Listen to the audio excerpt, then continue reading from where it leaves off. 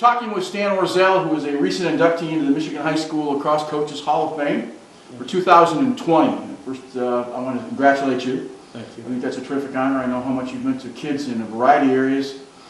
And I always start with the easiest question. That's where did this all start for you, Ithaca, New York? Yeah. So kind of take us through lacrosse in the early days. Well, in the early days, even in that area where I grew up, they didn't have a lot of the availability to play lacrosse. So it was really just at the youth level. It was offered through the boys club, and that's where I played a little bit. So really, I started out playing as a youth, and then I didn't play again really until I got into college. And the fraternities would play against each other because it still wasn't even in the college where I went. And actually I played baseball in college. Now you went to Iowa State on a partial baseball scholarship. Yes. How do you play baseball and lacrosse? That's the same season, right? They didn't have lacrosse in Iowa State. Okay, I went there specifically to play baseball. No, you played baseball in New York. Yes. So obviously you were playing baseball. If you're good enough to get a scholarship to college, Yeah. you're practicing that. When did you practice lacrosse in the early days? Just as a Pick it up. as a boy, you know, probably about 10 to about 13, 14 years old, and then it still wasn't even available in the high schools nor in the middle schools there. So it was just at really a club level in New York. So you were at Iowa State. You stuck around for a year. I think came home. Yes. And then talk a little bit about that. Came back, went to junior college, got built up my grades in a certain area because I knew I was going to change my course where I was headed. So I switched from chemistry to business, and I went to New Hampshire College, which is now Southern New Hampshire University. You wanted to be a teacher at one point, am I correct? Yes. And then, which is obviously the chemistry background. Yes. And Then all of a sudden you changed to business.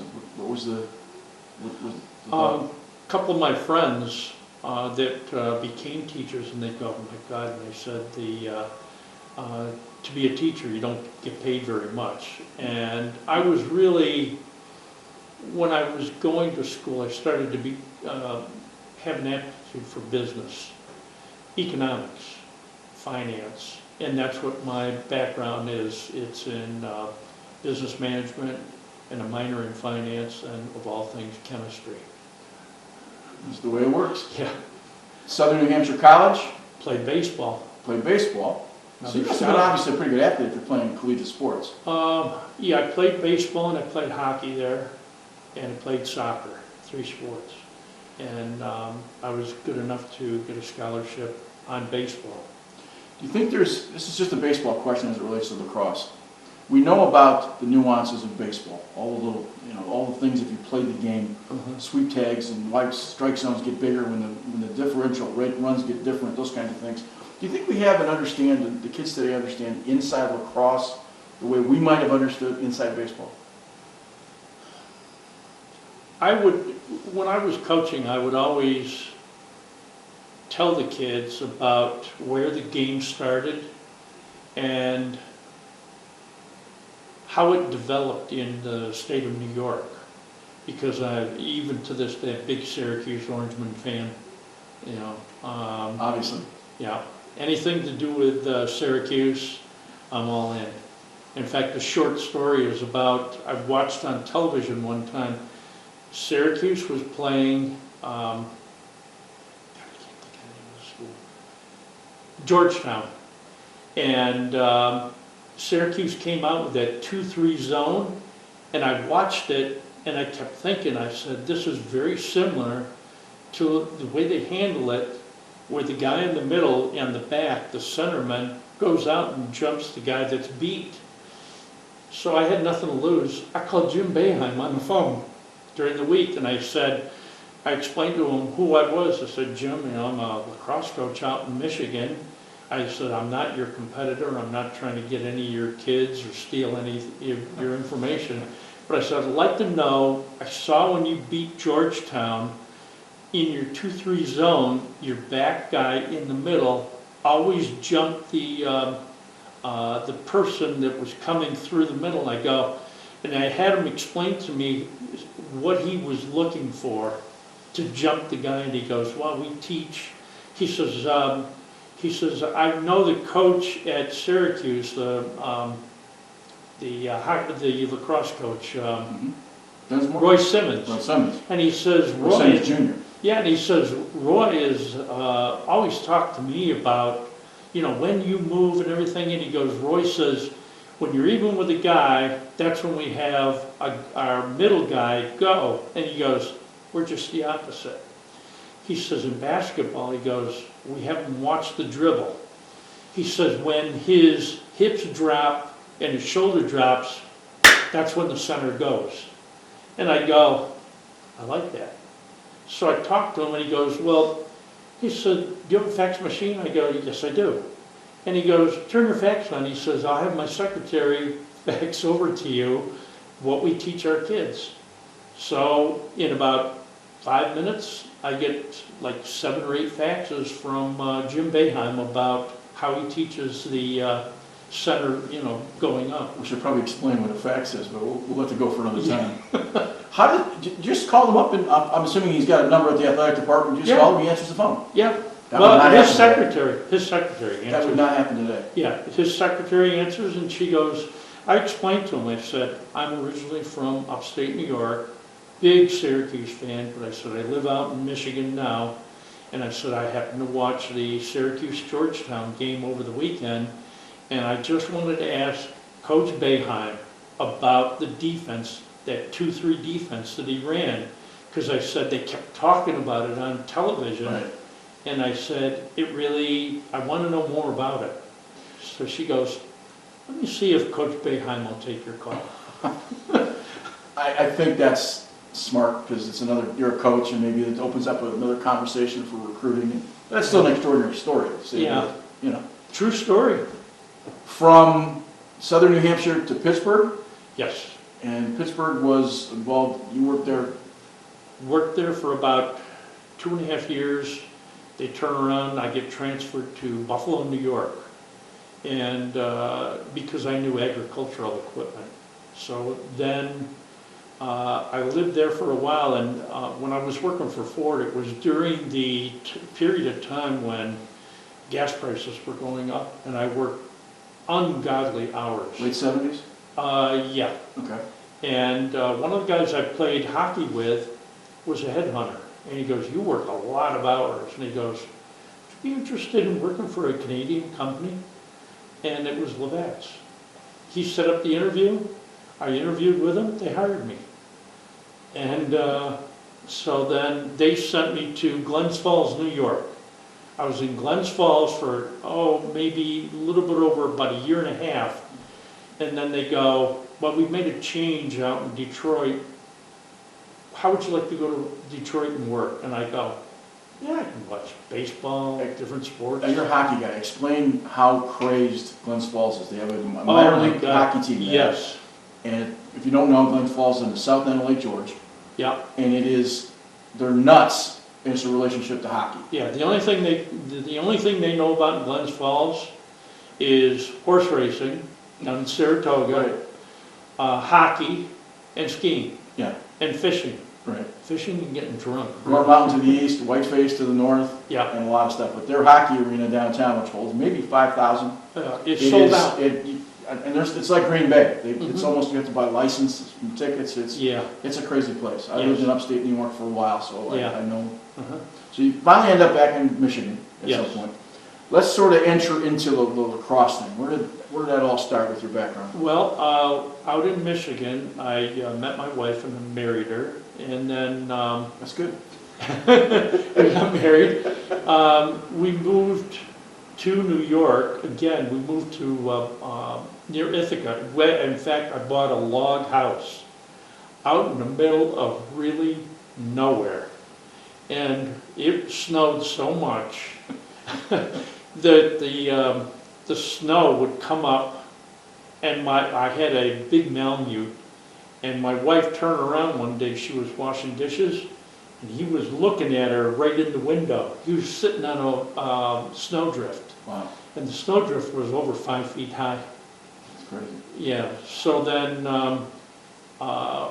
we moved from there, and I got a job with BASF Wyandotte. And I came out here, and obviously we started a family. Out here is the Fenton area. Yes. Okay. No, actually, we lived in Monroe. Okay. We lived in Monroe, and I got transferred again. We To, came out with a new technology in iodine. And like I could bore you for about 4 hours talking about iodine. we want to keep it lacrosse oriented. Yeah, so we go to Buffalo. We live in Lockport, New York. If you're familiar with Lockport, it's right off the edge of the Niagara Reservation. So I did watch a little bit of lacrosse there. The Indians would play it, Right. or Native Americans. But I saw a little bit there. Children were getting older, and they go, we'd like to transfer you again, back to home office. So we come back to Detroit, and that's when we lived in Fenton. Okay. And I started coaching hockey there again. Okay, but you moved to Fenton. This is back in the early 90s, 85, 85, 86. 85, 86. So when the MSLA is growing at this point, because we Yeah. hadn't gotten to the second phase of the MSLA. Yeah, So there was roughly about 15 to 18 teams, roughly, give or take across the state at that point. yeah. I didn't know that much about lacrosse then, Okay. okay? So I guess my question is, you're in Fenton, And I'm coaching hockey. and, We okay, go to London for a game, and the game is delayed. Next door to the South London Arena is where they play lacrosse. Our kids are sitting there, and they're watching lacrosse, and they go, what a neat game. And I told them, I said, where I'm from in New York, colleges play this. right. And I said, Syracuse, a big time lacrosse team. So a couple of I mentioned, they said, boy, we'd love to play this. And I go, well, you find 15 to 18 kids that want to play lacrosse, we'll form a team. They find them. So then even one of the boys' dad calls me and he goes, what's this, you're starting a lacrosse team? He said, do you know what you're in for? And I go, not really. I said, if it's good for the kids, they'll do it. So then I mentioned it to Gail Cronk, and Gail goes, and he tells me the story about Bob Drobert out of Windsor, who had hands like a bricklayer, and the coach from the Windsor team sends him over to Mito Martinello to get a lacrosse stick and start playing. And then I find out how many players in the NHL are playing lacrosse. Good. And then later on, Mito contacts me. They have a camp at Oakland University. And he says, would you mind coming over and watch? And I go, sure. And I go, I'll send my kids there. So that's it. Once they get in with Mito Martinello, That's it. that was it. They just loved it. I should mention that we both have a kindred spirit in Gail Cronk. Yes. I knew Gail growing up because I'm from Fenton. Yes. Not a nicer man in the world. Oh, tremendous. And had meant a lot to hockey, meant Yeah. a lot to the Olympic team in 1980, and was Yeah. involved with the Great Lakes Junior Hockey League and a bunch of stuff. So not a bad support person to have Yeah. in your corner. And I know some of your children played for Gail. Absolutely, all three. So- They all played travel lacrosse or travel hockey for the Flint Icelanders. And Gail was, he helped me a lot. He told me, he says, make up a flyer, and he goes, pick out some paper. So I picked out this yellow, heavy cardboard material. We made 250 posters. And those boys that said they wanted to play, we put them all around the greater Flint area. They went into Heartland. And then right after that, I contacted somebody very important, Rich Kimball. And I said, I call him up on the phone in his office. He was coaching Michigan State at the time. I explained to him what I wanted to do and start a youth lacrosse league for kids. I said it would be very similar to like Little Caesars. And he goes, great. And he goes, so when are you going to start this? And I go, actually, I need your help. So we invite him over, and he goes, as long as there's cold beer, count me in. So he walks in, sits down, he says, I'm Rich Kimball. And he goes, how about a cold one? So he sits down, I've got a bunch of people there involved in lacrosse. I had a lawyer, because Gail Kronk told me, he says, if you start this league, you want to incorporate. So actually he gave me the Eastern Michigan Hockey Association Constitution, Right. and I mimicked that for our Constitution. Well, I'll tell you full circle, the person that helped develop the Eastern Michigan hockey manual and bylaws Yeah, was my mother, and I was actually the guy that typed it, because I was a journalist, so I was the fastest guy in the room to be able to type that stuff. yeah, We're just finding out at the end of this conversation. yeah, The connections of sixth degree is amazing. yeah. And then there was, he had a guy that helped him a lot, Nick. And I can't remember Nick's last name. But he told me, he said, you know, the IMA, they tried box lacrosse here a couple of years ago. And he said they only played a couple of games because he says all it was a brawl. Right. And I said, really? And he goes, yeah. He said, you're actually going to start that with kids? And I go, Nick, lacrosse isn't like that. So let me bring it back a little bit. Fenton, you started, you kind of grew the program. How long was the program a viable program? Until about 93 to about 2003, 4, something like that. Lasted about 10 years And then it there. just kind of faded. Yeah, what happened was I had a boy playing for me, Ragnone, Anthony Ragnone. His dad is Sam Ragnone, Right. out of Flint. He's a lawyer. We should point out he's a lawyer who's very involved in financing amateur athletics. Yes. He's basketball and softball, all kinds of sports. Yeah, so he Very calls me involved. on the phone one night, and he introduces himself, and he says, I'm Sam Ragnone, and he explains everything. He says, my son Anthony goes to Powers. He's going to be a junior next year. And I go, how was he? I said, no, and he was a very nice boy. And Sam actually bought us all hoods for the team that year. But he said, you know, I watched you, I watched the sport and everything, and he goes, you have a lot of boys from Powers. And I go, yes, I do. And he goes, I'd like to propose this to the Powers board. And he did, and he financed literally the entire team over at Powers. Pretty much anything north of Pontiac. Clarkson might be the exception, but for the most part, Yeah. Fenton was really kind of the first mid-Michigan team Yes. to get off the ground. Yep. And that spawned a pretty good growth Oh. into Powers, into a number of other areas. Powers, Davison, Heartland, Brighton came shortly after that.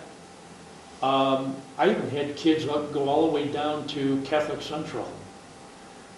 So really and then there was another fellow that I got involved in the middle school portion of it, Chuck, Lyric? no, I'll think of his name. in a That's minute. fine. Can't- Well, he helped me start middle school because I thought the only success I'm going to see, because I tried to continue the kids coming up through the youth lacrosse and playing on the varsity. So we started, and I knew lacrosse was starting to come out. Another fellow that came out and started was a guy that went into Lakeland High School. They broke off, started a team at Lakeland High School. I forgot about them. We talked a little about logistics a ton. Yeah, Your early discussion was maybe wanting to be a teacher. yeah. Is this a way for you, away from all of the technical aspects and the organizational aspects, was coaching these teams and organizing these teams sort of the filling that teacher void inside? Perhaps. When I was growing up, my dad worked a lot, worked a tremendous number of hours for a while, and could never watch us, myself, my sister, my brother, could never watch us play. And I vowed if I ever had children, I would spend a lot of time with them, through athletics, if that's what But that's it was. your children. This is a lot of other children. Yeah. So there had to be something related to teaching in there, I would think. Yeah, and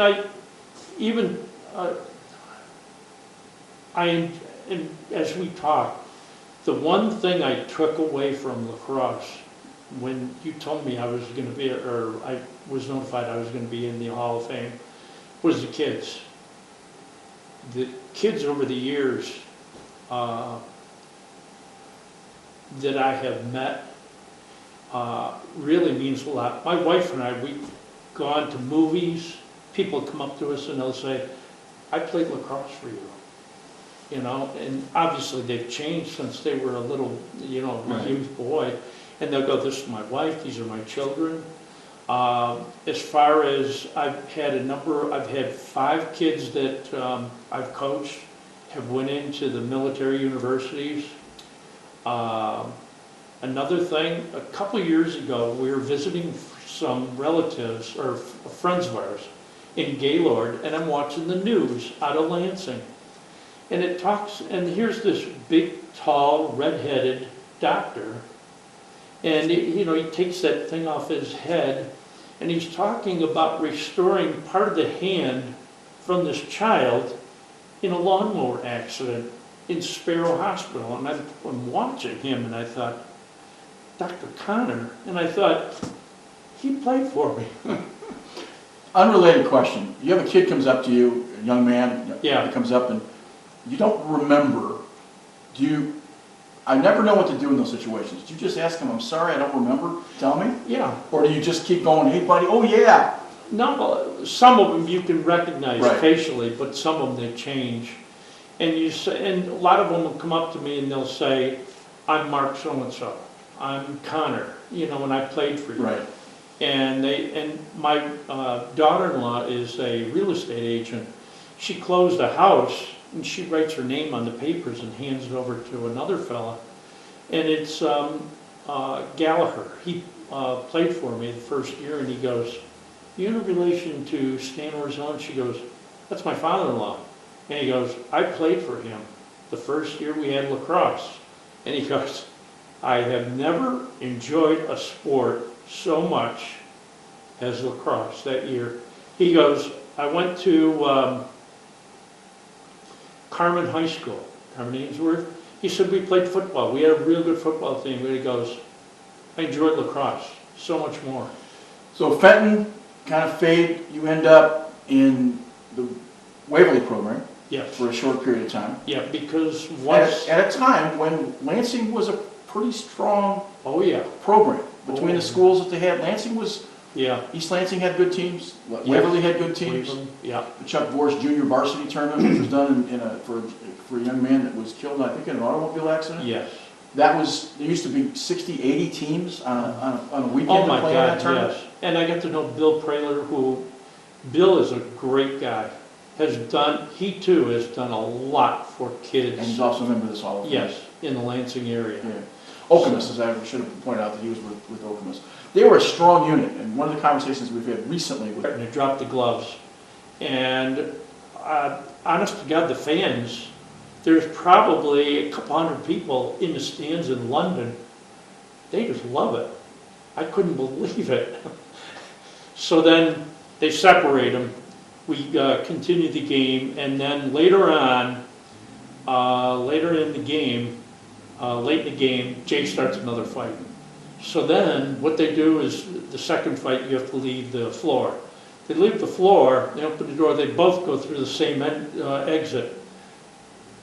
The fight starts again with people in the stands. But that's not uncommon because I'll tell you what. Reminiscent of Paul Newman, not Paul Newman, Slapshot. Slapshot. Paul Newman. Paul Newman yeah. on Slapshot. There's a certain amount of truth to that movie. What's the, right off the reservation, there's another, it's right near the river. It's right on the reservation. We go over there to play. And some I knew the people from Sarnia because I'd coached their field team during the fall. Right. And they go, boy, wait till you go there. They go, it's a different game on the reservation. Jesus, they weren't kidding. Faster? Police escort Oh, jeez. into the gate, escort into the dressing room. And I thought, what are we in for? And the kids love it. Right. And then I'm in the dressing room. Here's another thing about Canadians. We're sitting there in the dressing room. They're lighting up, smoking cigarettes. One's got a beer, and I said, please put the beer away. So then we get out on the floor, and we aren't out there 5 minutes. Fight breaks out.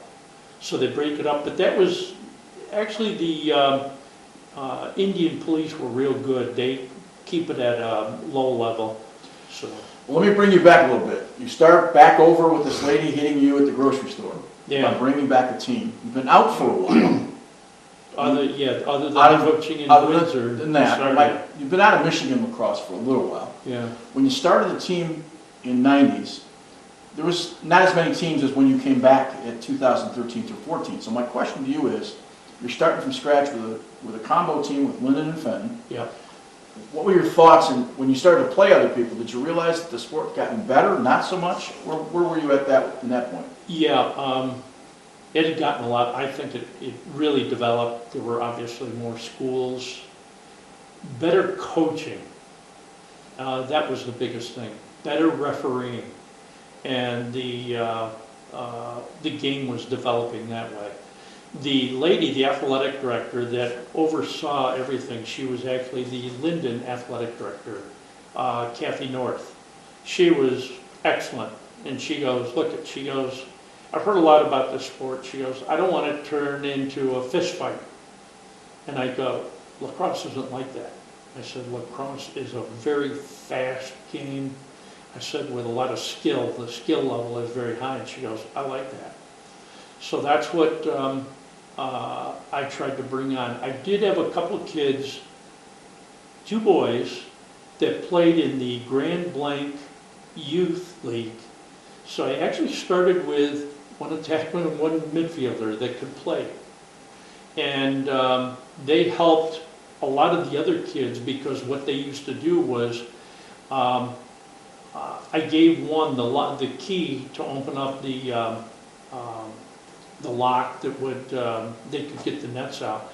And a lot of the kids would go there like on Sundays, and I'd give them the balls, and they would shoot for long periods of time. One of the things that we've gotten back to, I coach a high school team in Ann Arbor, we've gotten to on Sundays taking buckets and tennis balls, playing bucket ball, 2-on-2, 1-on-1, 3-on-3. And we started with about 20 kids, and now we've had to actually hire somebody to oversee it. And there's no adults involved, it's just you pick a bucket and go. Yeah. We're averaging, not so much in the winter, but in the fall, we were averaging about 50, 60 kids from all over the place. Yeah. And when the kid's stupid, he gets set aside. So Yeah. we're going back to the basics. Everything can't be a travel team. Yeah. Everything has to be a little more practice on your own. Learn to catch. If you can't catch and pass, you can't play lacrosse. Yeah. Just that simple. You don't have to be a speedster. No. But if you can catch and pass, you can be successful. I'll give you a little highlight. Is that fair? True. There for a while, for about 5 years, with a friend of mine, I got to meet him, because I used to take kids from here, and we would go to a tournament in Buffalo, and we would play there. Tim Youngs, he's from Canton, New York. We got to know Tim real well through that. We actually played against Mike Powell when he was in 8th grade. And this kid was by far, you could tell he was the best player on the field in that Buffalo tournament. And this was kind of a high school tournament. And I took my, and he had scored like 4 goals real quick on him, and I go, can anybody cover this kid? So I gave my oldest son, Joe, I said, he's the one that got me all involved in this. And I said, will you cover him? And I go, lay on his stick. I said, wherever he goes, you have your stick on his gloves. I don't care if you get a penalty. Take his hands. Take his hands. I said, you go wherever that kid goes. I didn't even know it. His other brother, Ryan Powell, is over there, and I see he's got a blow-up cast on his leg. So he's helping Tim Youngs. So we ended up losing about 14-7, something like that. And even Ryan Powell, or Mike Powell shook his hands, and he goes, you're the first guy to shut me down. Because there's tournaments, trust me, on a weekend during the summer in New York, if you can't find a tournament, you're blind. I lived in Lake Placid for 2 years, so Yeah. you're not telling me anything. Yeah, The biggest tournament other than Vail at the time was Lake Placid. Yeah. So, and it's still a huge tournament, Yeah. especially for the Masters tournaments. so then I got to know Tim Youngs out of Canton real well. He ended up coaching Canton Community College. And then he wanted my youngest son to go there. My youngest son, he had average grades and everything, but good lacrosse player. So we had sent him, we put him on a train in Sarnia, and Tim would pick him up in Cornwall, Ontario, and he'd stay there for a couple days. And he'd play in tournaments in Watertown and Oswego and everything. So then Tim goes to me right after the Oswego tournament. He goes, can you get some kids? He said, I got an opening. We're going to go down to the Hotbeds lacrosse tournament, a lacrosse camp down in Delaware. And I go, let me find out who I can get.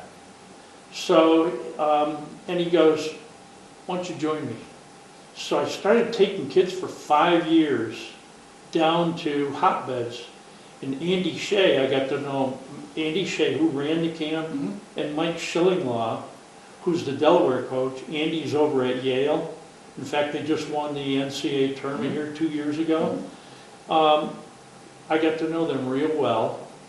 And after a while, even after my son graduated out of high school and was in college, I still went back for another couple of years.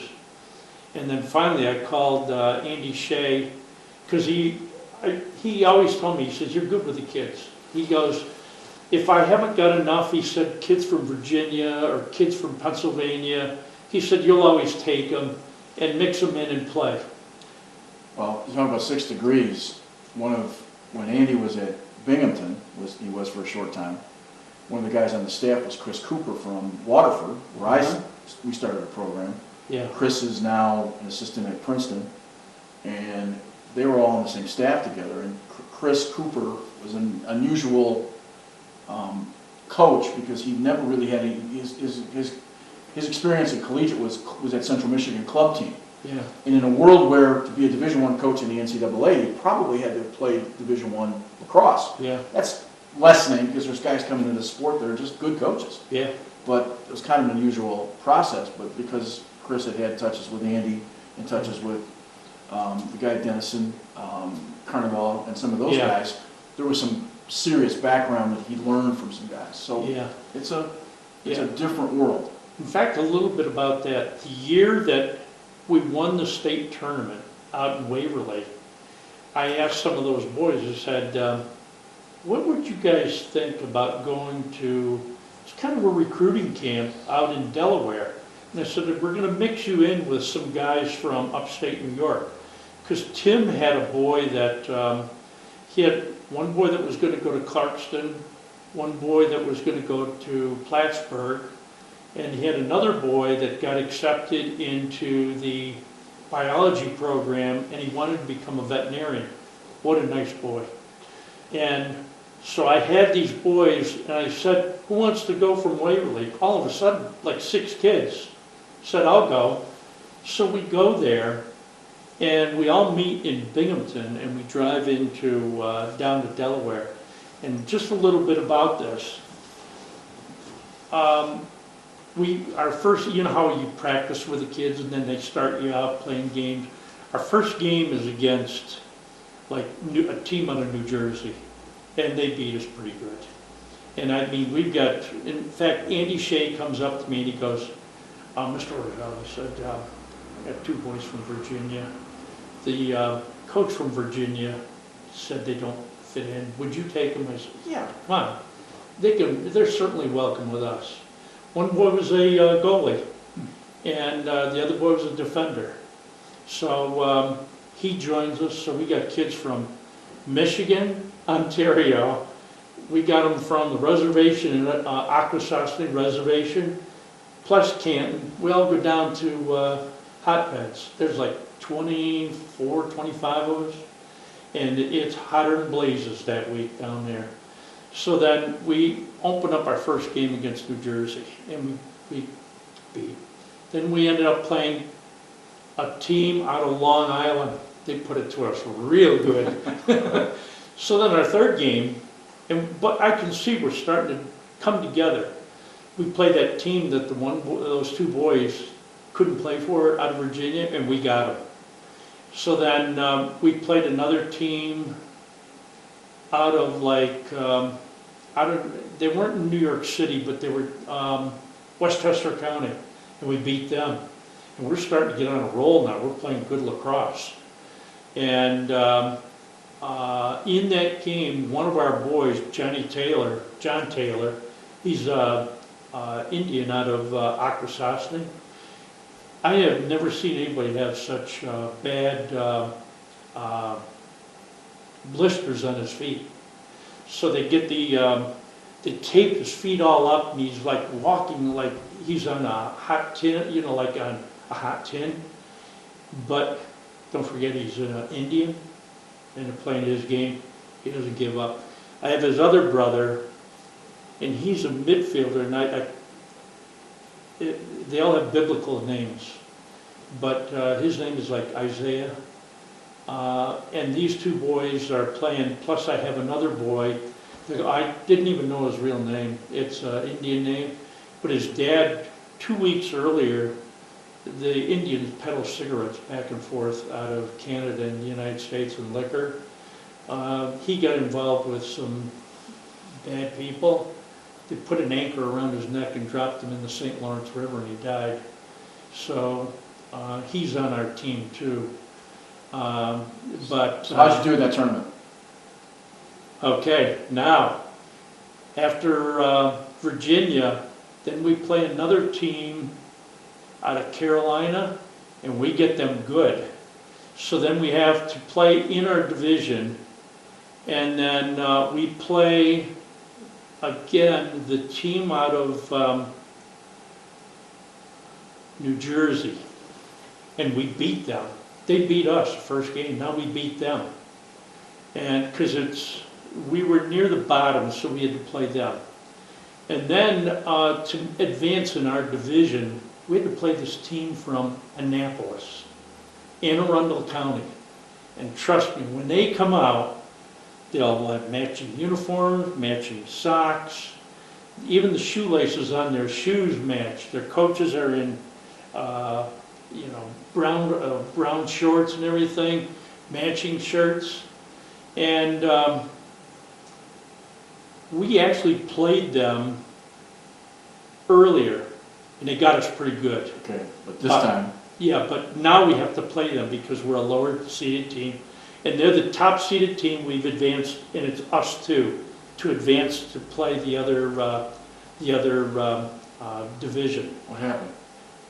Okay, John Taylor, the tape comes off his feet, so there's a stop and play, and they want to retape his feet. So Mike Schillinglaw comes over to me. He goes, "Coach," he says, "you got to move this thing along." He said, "We got to get these kids in, have them lunch. They got to have lunch." And he says it's kind of hot for them being out in the sun. I said, "Okay, Mike." I says, "She's hurrying up as much as she can." Score at that time is like 6-4. They're leading. And after that, as the teams are leaving, I don't know if you've ever been to Delaware. I have. Okay, you know how there's the main fields down here, then there's this one that runs across Right by the bridge. and then there's a hill that goes around like that. Well, the kids are starting to file over there, and they're watching our game. And then the game starts. So it's 6-4. They go up 7-4. And Andy Shea's going, he says, I don't know if we can finish this game. He said, we're up against a time level.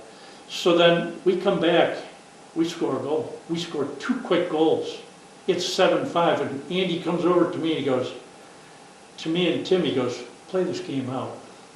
He says, look at all these kids on the hill. Okay. And he said, plus, he said, see all those guys over there, those coaches, they want to see this come to an end. Right. So we're there, and You gotta tell what happened. yeah, so the game, you Did you play win or like lose? Did you win or lose? we win. Oh, But there's a third period. okay. They scored the 8th goal. We're down like 8-5. And I can tell you, I mean, you can tell who the coaches are from. Yep. There's Army, there's Duke, North Carolina, you know, there's Harvard. All the D1 guys. All the D1 guys, they're there, they've got their computers out, you know, and they're doing all their work, they're writing, they got their assistants next to them. So the third period starts out, they're up, it's like 7-5. We win the face-off, we go down, Johnny Taylor passes, he fakes it like this. Now, you normally pass around the front side of the goalie. He passes it in back of him. Huggy catches it. That's the Indian boy that his father died. Mhm. Catches it, whew, right in. Everybody goes wild. They've never seen anything like this. Where you throw it behind the goalie. Early version of the Thompson brothers. Yeah. So after that, I mean, Andy's going like this to both Tim and I, and he goes like that. He goes, they're enjoying this. So that's like 7-6. Face off, they go in 8-6. And there's about 5 minutes left because we keep asking, how much time is there? How much time is there? Only about 3 minutes left. Our guy, in fact, it was Dave Warren, who was my midfielder, catches the ball, throws it in to Johnny Taylor. My son comes around the back, woo, puts it, the goalie, you know how it'll come up like this? Puts it right in here. It's now tied. And Shay, we asked him, we said, what happens if there's a tie? And he goes, that's it. And it ends in a tie. So the boy that played defense for us, he's a Waverly kid, and he goes, I'll be goddamn like that. He says, this fucking game is not going to end in a tie. Excuse my English. But he said it. That's not English, but keep going. But he said it. Right. We get out on there, we have our water, because the Anne Arundel coach, they called for a timeout. It's tied now. And there's only about 2 minutes and something left. Okay. You got to wrap this game story up. Okay, we get out there. Dave Warren, who's a long stick mid, he takes the face off and he goes, I won't lose. He won it.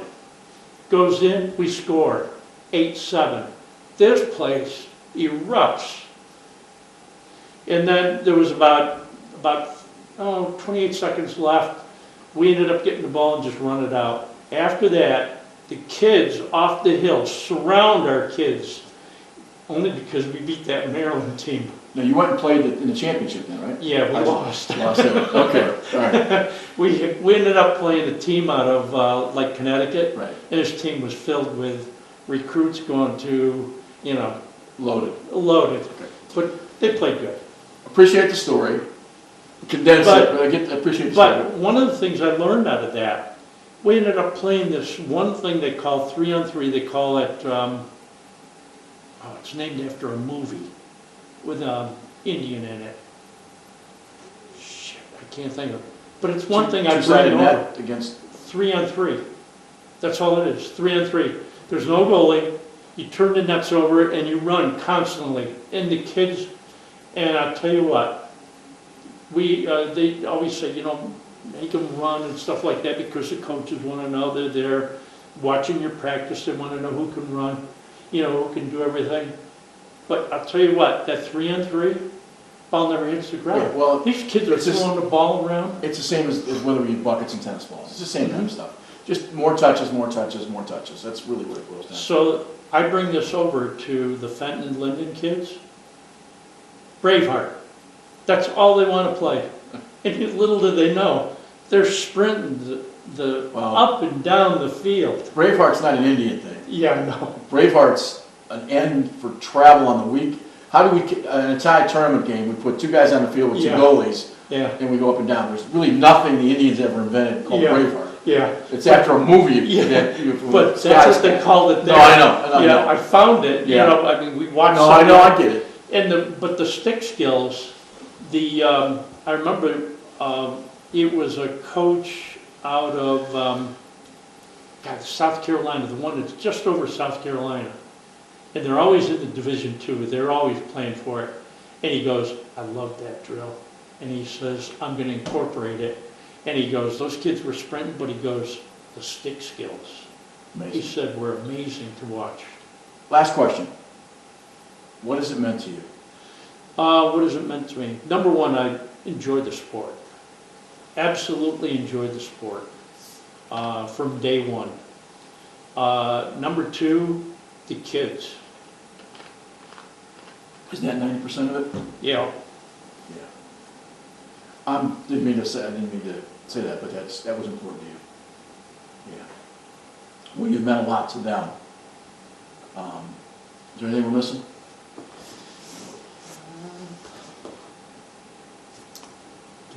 Okay, we'll come back to this. So, yeah, let me ask this question straight up. The kids have obviously meant a lot to you. yeah, And that goes back to that thing I originally said. It's that sort of that teacher thing. yeah. It has to be, right? Mhm. Because if you're selling stuff and you're working with agricultural things and Yeah, doing all the rest of it, this is the avocation you probably always wanted. Is that fair? yeah, probably. I've enjoyed it, yeah. Well, you've certainly meant a lot to this sport.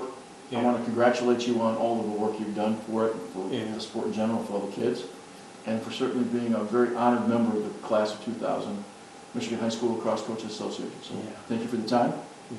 and best of luck. Like I said, it's been a love of the sport journey, love of all the kids. And it was well worth it for all these years. Yeah, Well, thanks, Dan. okay. Appreciate it very much.